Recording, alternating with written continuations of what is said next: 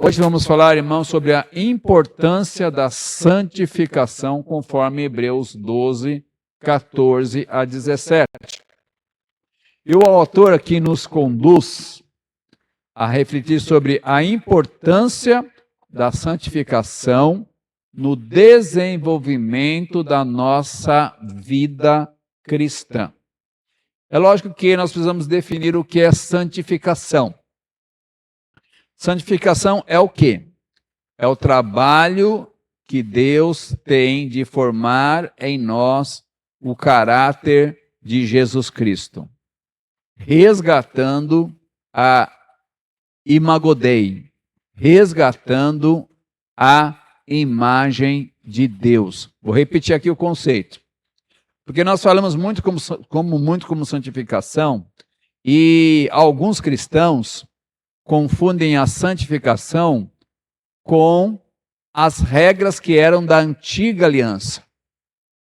Ou seja, santificação é o quê? Regras. Só que nós precisamos pensar na santificação como Novo Testamento e não como Antigo Testamento. E pensar a santificação na base da imago Dei, ou a imagem de Deus de Gênesis 1:26. Por isso que a melhor expressão ou explicação para a santificação é o trabalho que Deus tem de formar em nós o caráter de Jesus Cristo, resgatando a imago Dei, resgatando a imagem de Deus. E em Gênesis 1:26, o que nós encontramos? E Deus disse: façamos o ser humano à nossa imagem, conforme a nossa semelhança. Então, esse é o propósito, esse é o significado da santificação. Por que isso é importante? Porque a partir da queda, queridos irmãos, todo ser humano nasce com a natureza pecaminosa, com a imagem e semelhança de Deus distorcida na sua vida. É exatamente isso que acontece. Por essa razão que a grande dificuldade do indivíduo, seja ele cristão ou não cristão, é o quê? Principalmente é o quê? O desejo de ser igual a Deus. Esse é o nosso problema. O desejo de ser Deus. Então, que foi o problema da tentação ali no Jardim do Éden. Então, o que acontece? E a grande bênção também. Depois que a pessoa se submete ao senhorio de Cristo, aceitando Ele como seu Senhor e Salvador, inicia-se um processo de santificação.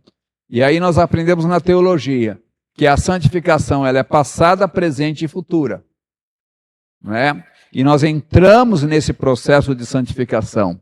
E nós também vamos encontrar na Escritura Sagrada, até que todos cheguemos ao estado do varão perfeito.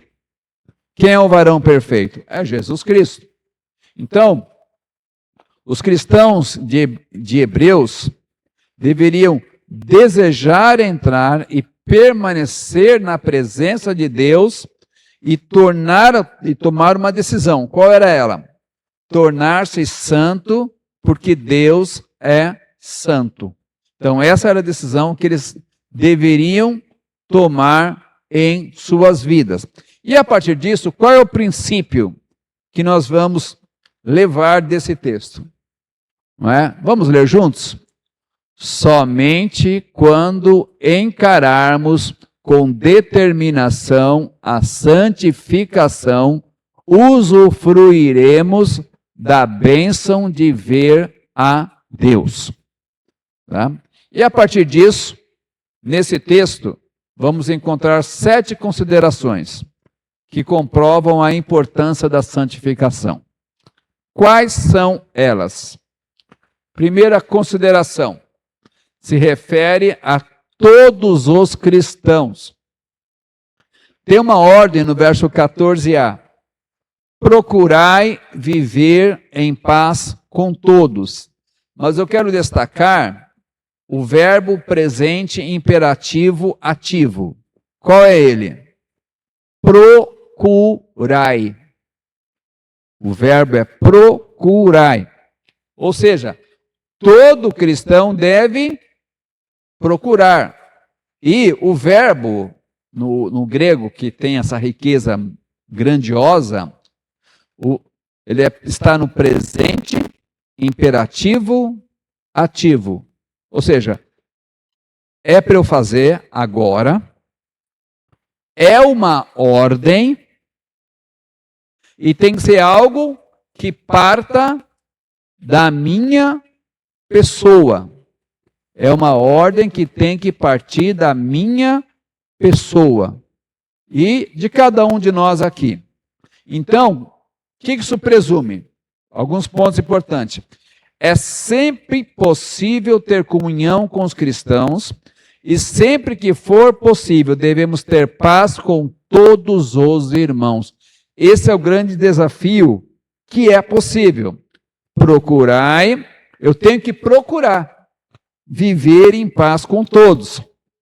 Então, amados irmãos, diante disso, não devemos nos incompatibilizar com nossos irmãos, nem com o nosso próximo desnecessariamente. Não é? E, diante disso, o que acontece? Quando a paz desaparece, é porque alguma coisa está errada. E precisamos trabalhar o autoexame. Romanos 5:1, eles têm um desafio, que é o verso 14, conforme o verso 14a. A paz com todos os homens. E aqui um detalhe importante, conforme até João 14:27. Tanto João 14:27, como o verso 14a, como também Romanos 5:1. A paz com todos os homens só será alcançada quando tivermos paz com Deus através de Jesus Cristo. Então, queridos irmãos, somos desafiados a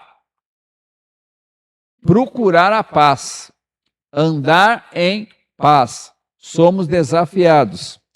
E a pergunta que o texto faz para nós é, e para você que nos acompanha pelo canal, você tem vivido em paz? Ou a sua vida é cheia de conflitos, brigas ou desentendimentos? Então, essa é a pergunta que se faz. Você tem vivido em paz?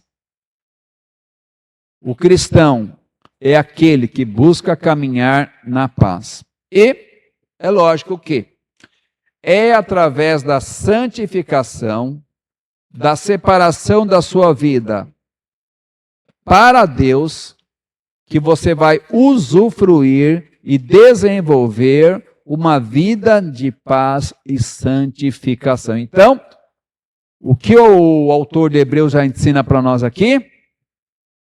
Que, diante da primeira consideração, todo cristão precisa procurar viver em paz. Eu preciso procurar, você precisa procurar, nós precisamos procurar viver em paz. Segunda consideração do texto, porque o autor de Hebreus foi muito feliz ao tratar essa questão na igreja ali em toda a região da Itália. A segunda consideração se refere à importância da santificação que nos possibilitará ver a Deus. E o verso 14b, ele é escatológico. Por quê? E em santificação, sem a qual ninguém verá o Senhor. No texto grego, a palavra que vai aparecer aqui é Adonai, sem a qual ninguém verá a Adonai. Na antiga aliança, os israelitas temiam ver a Deus, né? Por quê?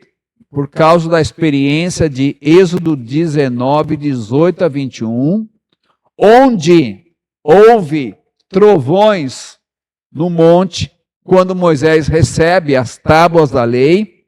Então o povo teve a seguinte visão: se eu ver a Deus, morrerei. E até o próprio profeta Isaías disse, porque viu ao Deus, ele falou assim, vou morrer. Então eles tinham exatamente esse conceito, não é? De que se visse a pessoa de Deus, eles morreriam. É lógico que Deus é santo e somente o seu filho pôde entrar no Santo dos Santos. Isso é fato. E destaco aqui, queridos irmãos, embora o Spurgeon influenciou todos os hinos do cantor cristão, toda a teologia do século passado, do século XX, onde todos os nossos cânticos dizem que vamos morar no céu, quando nós lemos o texto de Apocalipse, nós entendemos que nós não vamos morar no céu. Nós vamos morar na nova terra. E é Deus que vem até nós com a nova Jerusalém. E algo importante se entender aqui. Foi por intermédio de Cristo que nós temos acesso a Deus hoje, e a nova Jerusalém que descerá do céu, e ali adentraremos e veremos o trono de Deus e o trono do seu filho. Base bíblica, irmã Abigail, para não deixá-la em crise, né? E nós também, né? Porque nós ouvimos isso muito da influência de Spurgeon nas suas pregações, e a própria teologia da época, do século XIX para o século XX.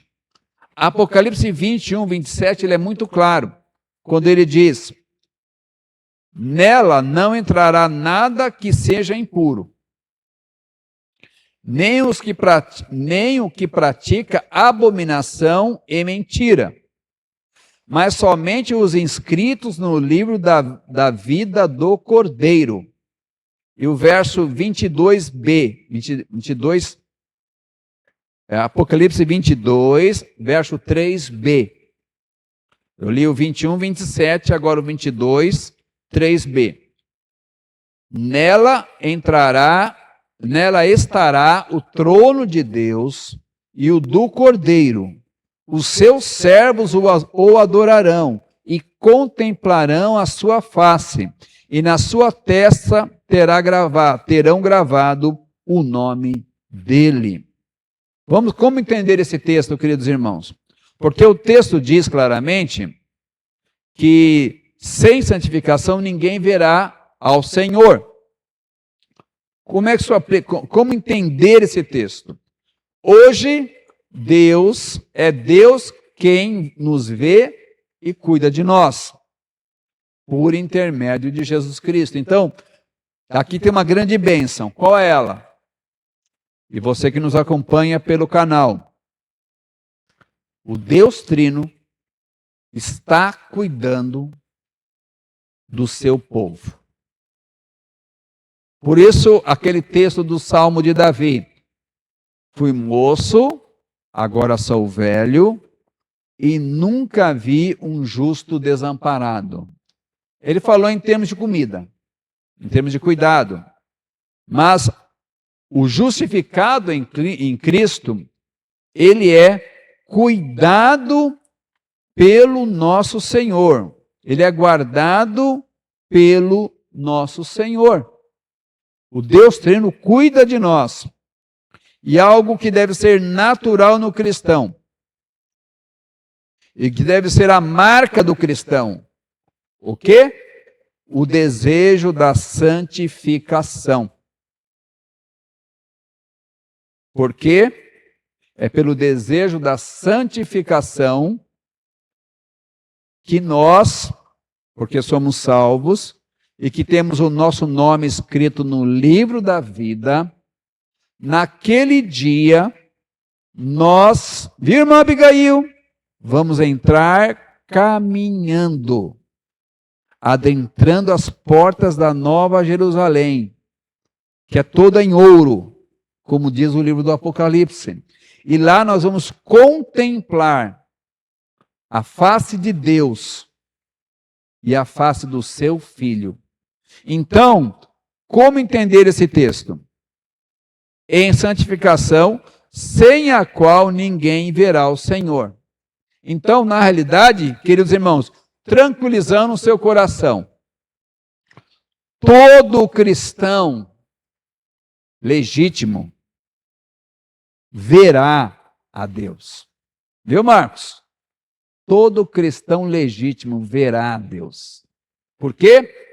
Porque ele foi lavado no sangue do Cordeiro.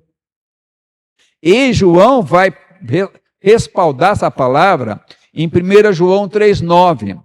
E aqui eu vou usar o verbo no tempo certo. Quem nasceu de novo não vive pecando. Quem nasceu de novo se santifica. Né? E o texto do Apocalipse, até que eu brinquei outro dia com, eu acho que foi com o Sérgio. Está em Apocalipse esse texto também, que o texto do Apocalipse fala o seguinte: quem se santifique, que se santifique mais. Quem que está sujo, se suje mais. Ou seja, naquele momento apocalíptico, o salvo vai escolher se santificar. O não salvo vai escolher o caminho da iniquidade, porque faz parte dele. Então, amados irmãos, se você é de Cristo, se você foi transformado pelo sangue do Cordeiro, nós vamos ver o Pai e o Filho, porque nós vamos entrar na Nova Jerusalém. É promessa de Apocalipse 21, como de Apocalipse 22. Mas há uma terceira consideração que se refere ao auxílio para com os faltosos. E aqui vem uma tarefa nossa. Qual é a nossa tarefa? 15a. Cuidado para que ninguém se abstenha da graça de Deus. Ou seja, o que o texto diz? Todos aqueles que aceitaram a graça salvadora e foram santificados têm agora uma tarefa importante. Lembrando que no texto já falar o texto de Coríntios. Lembrando que no texto de Hebreus, o autor de Hebreus tem uma preocupação. Qual é a preocupação? Que aqueles que estavam cambaleantes na caminhada, na sua jornada, dentro daquela visão até do atletismo, né, chegassem até a linha final. Então, o cuidado aqui tem um propósito. E, procurando lá no grego, o cuidado, a palavra cuidado significa vigiar, supervisionar. E ela está no particípio presente ativo. Particípio presente ativo.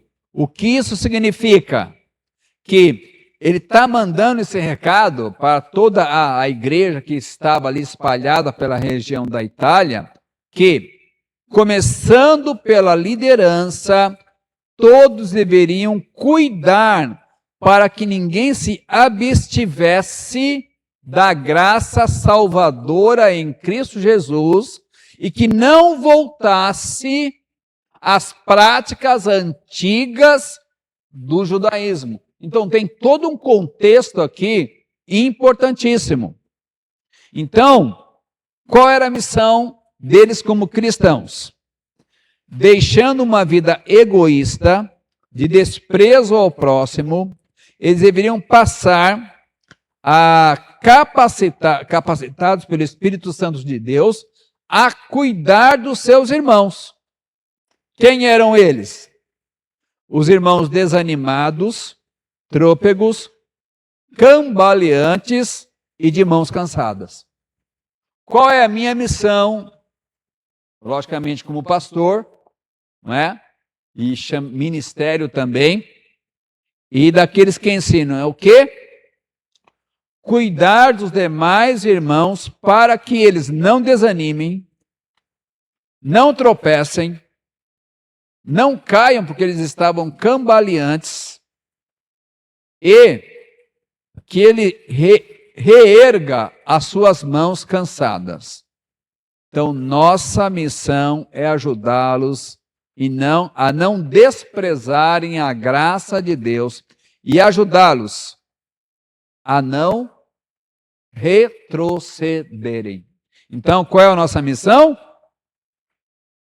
Cuidar. Aquele que santifica, ele é incumbido da missão de cuidar dos outros, queridos irmãos.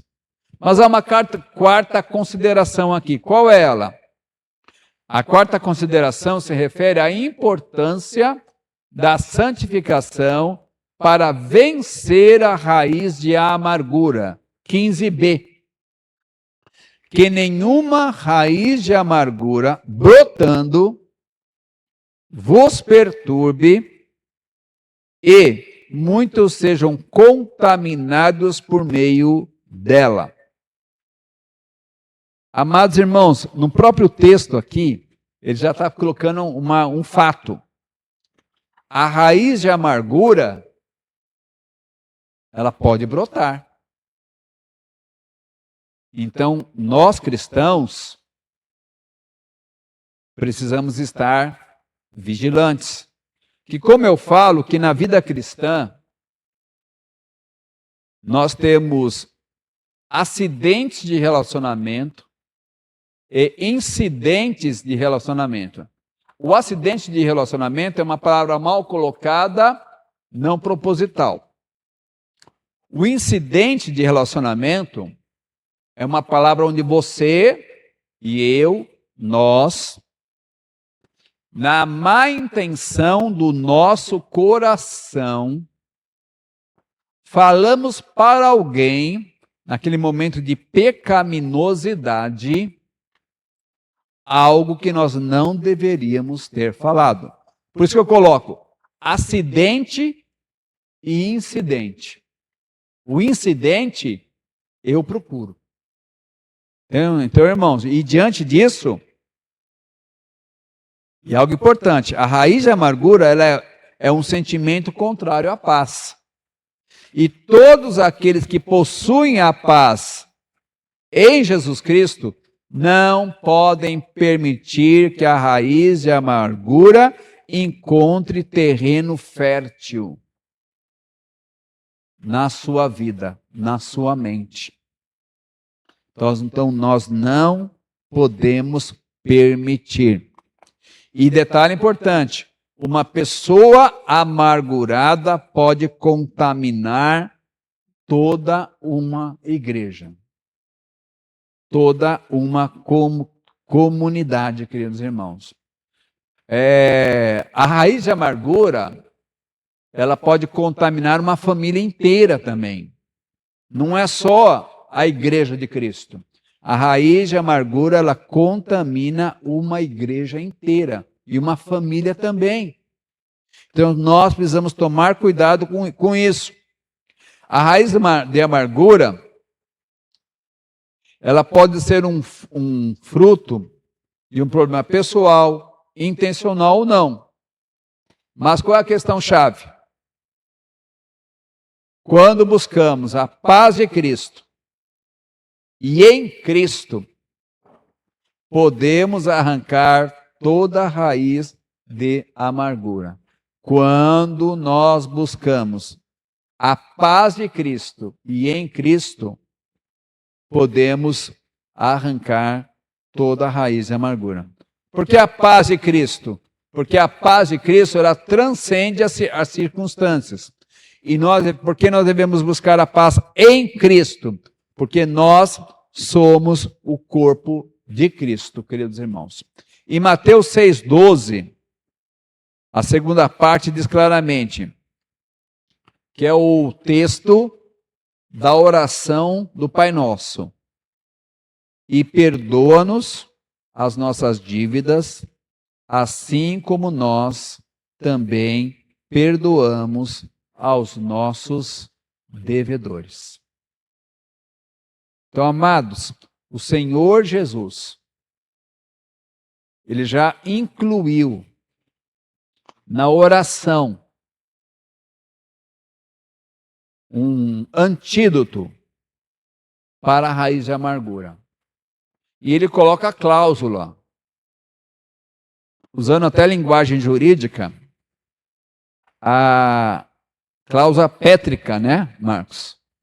A cláusula pétrica, ou seja, é algo que não pode ser removido da Constituição e da constituição da oração. Ou seja, perdoa as minhas dívidas, assim como também eu tenho perdoado os meus devedores. Perdoa as minhas dívidas, assim como eu tenho perdoado os meus devedores. Então, essa é a quarta consideração. Mas temos a quinta consideração desse texto. Qual é ela? A quinta consideração se refere à importância da santificação que nos faz vencer a impureza. Verso 16. Ninguém seja imoral ou profano como Esaú, que por uma simples refeição vendeu seu direito de primogenitura.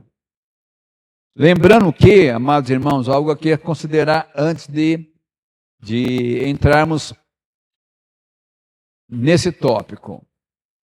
O direito de primogenitura que Esaú rejeitou não era qualquer direito de herança. Era o direito de herança das bênçãos que Deus prometeu a partir de Abraão, para que da nação de Israel, que se tornou uma grande nação, vira o Messias, vira o Redentor. Então, Esaú desprezou o direito que Deus tinha dado a partir de Abraão, que ele interpretou apenas como um direito de primogenitura. E Esaú foi profano, incrédulo, desprezando a primogenitura. E ele viveu o quê? Apenas o agora, apenas o momento. Esaú estava com fome, viu Jacó preparando o guisado, ao vê-lo, não titubeou em trocar o direito da primogenitura, o direito espiritual dado por Deus, por um simples prato de comida. Foi isso que ele fez. Ele foi o quê? Profano. O que é profano? O que é ser profano? O profano não dá valor às coisas espirituais, não dá valor às convicções religiosas, não dá valor ao seu testemunho, nem aos valores espirituais. Como diz o Dr. Shedd, no seu comentário da Bíblia Vida Nova, o profano trata como natural aquilo que é espiritual. É isso que o profano faz. E detalhe importante, o profano troca todos os seus direitos espirituais por qualquer coisa momentânea. Ele vive apenas o agora, o hoje. Ele é o do momento. Então, qual é o antídoto disso? Todo aquele que é santo e que quer desenvolver a sua santificação, dia a dia, não troca o temporal pelo eterno. Esse é o grande detalhe, queridos irmãos. Aquele que se santifica, ele não troca o temporal pelo que é eterno. E se nós pensarmos as tentações do Senhor Jesus, e ver que vieram sobre ele, eram todas temporais. Se você me adorar, eu te dou o reino. Se você me adorar, eu te dou pão. Então, o diabo é assim que ele faz. E foi assim que ele fez também com Adão e Eva ali no Jardim do Éden. Então, essa é uma quinta consideração, porque a santificação nos impede ou nos capacita a dizermos não para a impureza. A sexta consideração se refere à importância da santificação, que nos ajuda a valorizar as bênçãos divinas. Versos 16 e 17, o que ele diz? Ninguém seja imoral ou profano como Esaú, que por uma simples refeição vendeu o seu direito de primogenitura. O verso 17. Porque sabeis que, mais tarde, querendo ele ainda herdar a bênção, foi rejeitado, e não achou lugar de arrependimento, ainda que buscasse com lágrimas. Então o autor de Hebreus está dizendo o que é o seguinte aqui. O autor de Hebreus disse que Esaú buscou a bênção e não a conseguiu mais. Por quê? Porque ele, primeiramente, buscou uma bênção material, uma satisfação material, e não se preocupou com a bênção espiritual. Esaú, lembrando a história, ele deu origem aos edomitas, que sempre foram inimigos de Israel. Esaú havia desprezado seu direito de primogenitura. Vendeu a Jacó por um prato de lentilha. Mas depois, quando ele percebeu a bênção, e na realidade, dentro daquele contexto de Esaú e Jacó, Jacó foi um enganador. E Esaú, ele foi simplesmente imoral e profano. Porque ele era uma pessoa que não deu valor às coisas espirituais. Mas é lógico que nós percebemos no texto, porque já estava predito por Deus que Jacó herdaria a bênção. Só que ele herdaria a bênção do jeito certo, não do jeito errado. Não é? Então, Jacó, nesse momento histórico, ele estava errado, porque ele roubou a bênção. Mas Esaú também estava errado, porque ele foi imoral e profano. Qual é o oposto disso? Se ele tivesse valorizado o bem que Deus tinha lhe dado, talvez ele fosse outro homem. Mas como o texto nos ensina, o arrependimento tem prazo de validade. O arrependimento tem prazo de validade. Esaú descobriu isso. Gravem bem, irmãos. O arrependimento tem prazo de validade. Mas qual é a base bíblica?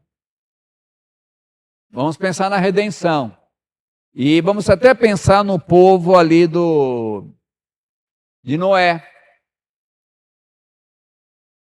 O prazo que Deus deu, 120 anos. O prazo para o arrependimento, 120 anos. Passou daquele prazo, ninguém entrou na arca. Então, a oportunidade de arrependimento, você que nos acompanha pelo canal, tem prazo de validade. Porque um dia Jesus vai voltar, buscar a sua igreja, e aí será tarde demais. E ele mesmo disse que um dia ele virá nas nuvens buscar a sua igreja. Por isso que a importância da santificação, que nos capacita a valorizarmos as bênçãos que vêm do Senhor. E a sétima e última consideração, se refere à importância da santificação, que nos ajuda a caminharmos em arrependimento. E não achou lugar de arrependimento, ainda que buscasse com lágrimas. O que isso nos ensina? O direito da primogenitura estava acompanhado da promessa da redenção da humanidade, através da formação de um povo, o povo de Israel. Esaú foi imoral e profano, porque ele viu apenas o momento, e porque ele viu apenas o momento, ele perdeu a oportunidade de arrependimento. E Esaú aprendeu que a oportunidade de arrependimento tem tempo de duração. O arrependimento, ele tem tempo de duração. O que Esaú tipifica? Todo indivíduo que recebe a oportunidade de arrependimento e desperdiça-o. É isso que Esaú representa. O indivíduo que recebe a oportunidade de arrependimento e desperdiça esta oportunidade, queridos irmãos. Então, e até nós temos lá o Salmo 95, de 7 a 11, eu vou ler, dando os devidos destaques desse Salmo, mas está no Salmo 95, do verso 7 até o verso 11. Hoje, se ouvirem a sua voz, não endureçam o coração como em Meribá, como naquele dia em Massá, no deserto. E o finalzinho, lá no verso 11. Eles não entraram no meu descanso. Eles não entraram no meu descanso. Porque no começo do Salmo 95 ele fala: hoje, se ouvirem a sua voz, não endureçam seu coração, não endureçam a sua mente. Então, amados irmãos, quando eu ando em santificação, eu não perco a oportunidade,